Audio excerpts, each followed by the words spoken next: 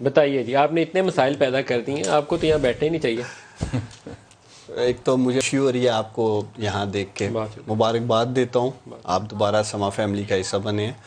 میں باری باری جواب دوں گا. پہلے تو میں دھاندلی پہ بات کر لیتا ہوں. دیکھیں مل صاحب، جے یو آئی کا اگر آپ 1985 سے 2018 تک انالیسس کر لیں تمام الیکشنز کا، جو ان کا بینک ووٹ تھا، جتنی سیٹیں یہ لیتے آئے ہیں پچھلے 25-30 سالوں میں، تقریباً اسی انداز سے اس الیکشن میں بھی یہ جیتے ہیں.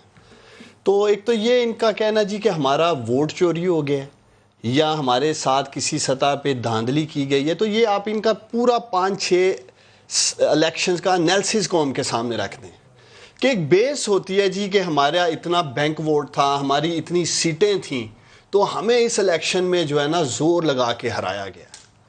دوسرا، بار بار یہ جو اداروں کو متنازع کرنے کی کوشش کرتے ہیں، اور آپ کے پروگرام میں بھی انہوں نے اشارہ کیا جی کہ ادارے جو ہیں وہ نہیں، اشارہ نہیں کیا، براہ راست قوتوں براہ راست کیا ہے.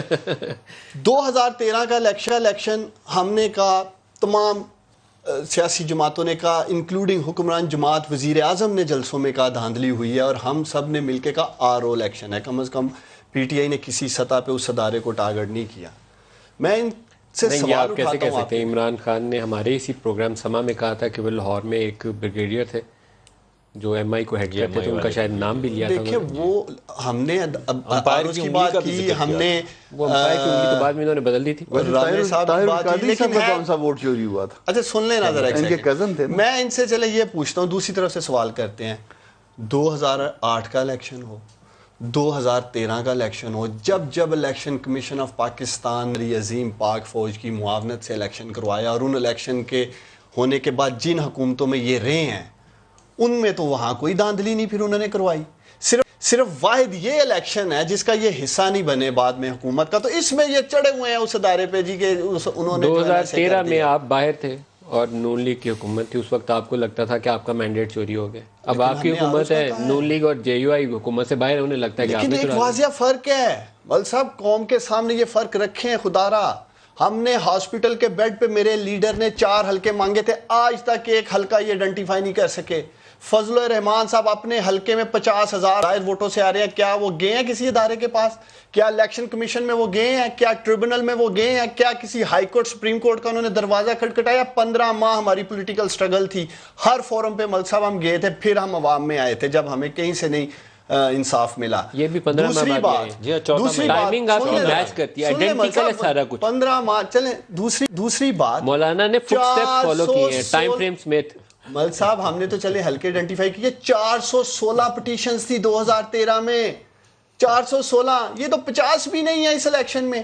تو جی استعفیٰ دے دیں.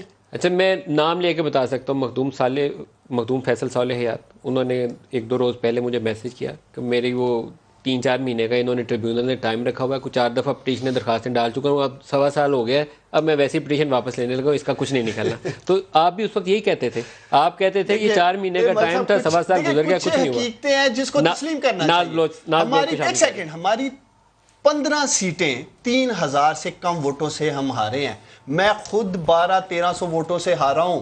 اگر سلیکٹ ہی ہونا تھا تو آج عثمان ڈار بھی پارلیمنٹ میں بیٹھا ہوتا، 1200-1300 سے نہیں ہارتا. میں ان سے یہ سوال اٹھاتا ہوں، پھر میں بھی وہاں ہی بیٹھا ہوتا. آج کیا 1200-1300 ووٹ کا فرق نکالنا مشکل بات ہے؟ آپ مجھے بتائیں. آپ نکال سکتے تھے اپنی مرضی. نہیں، جو نکالتے آئے ہیں یا نکالتے ہیں پھر نکال دیتے. ان کے لیے آسان تھا یہ نکالنا. مقصد یہ ہمیں اور 15 سیٹیں ملتی نا. اچھا ناز بلوچ سے کوشش ہوئی، پوری نہیں ہو سکتی. نہیں ڈار صاحب کے متعلق ڈار صاحب کا مقابلہ بھی خواجہ سے